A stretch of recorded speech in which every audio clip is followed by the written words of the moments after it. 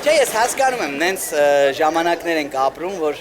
բոլորն էլ նկարում են, հեչ որ չէ story անելու համար, չէ, story-ացավը կա բոլորիս մեջ, կամ թեկուզ հենց ֆիքս են, որ ես ինչ որ ես ինչ ժամին ստեղ ենք եղել, բայց դա կարելի է անել մի հատ ֆոտո, չէ, հետաքրքիր, կամ մի քանի վայրկյանանոց վիդեո, բայց մարդիկ կան երդվում են, մի հատ 5, 6, տենց 7 րոպեանոց կտոր նկարում, հələ նկարահանումը չպրծած գցում են TikTok արա, խուրդում են կոնկրետ, չես հասկանում, որն է իրա քյարը, էլի, ոնց որ եկած լինի հատուկ վնաս տալու մեզ, երեխեք չեն, նայում ես, ասենք 50-նանց կին, աղջի ջան, բա այդքան փող ենք ծախսել,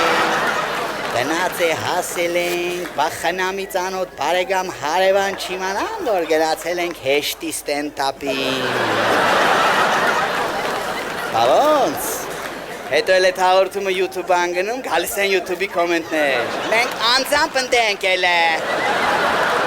6 հիաները սկսավ, 9 կոմերը պրծավ,